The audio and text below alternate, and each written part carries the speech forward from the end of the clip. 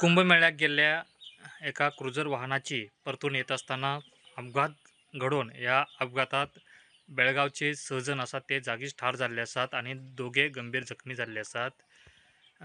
बेळगाव जिल्ह्याच्या गोकाक हंगासरले काही जण या क्रुझर करून ते कुंभमेळ्यात गेले.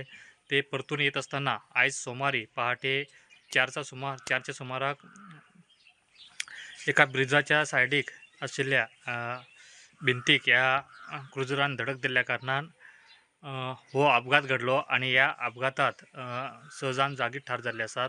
हो अपघात घडिलो असा तो मध्य प्रदेशातल्या बुजलपूर या जिल्ह्यात घडिलो असतात. कुंभमेळ्यात गेले अशी दुर्घटना घडपी ही बेळगाव जिल्ह्यातली ही तिसरी घटना असतात. एक कुंभमेळ्यात जे चेंगराविंगरी जाऊन थंय काही जण मेले. दुसरी घटना आशिल्ली ती ही अपघातात काही एका कुटुंबातले काही जण मेले आणि ही घटना असा ही तिसरी घटना असा ती ही मध्य प्रदेश हांगासर घडिल्ली आसा. पुरवठा खातीर प्रमोद पोंडे.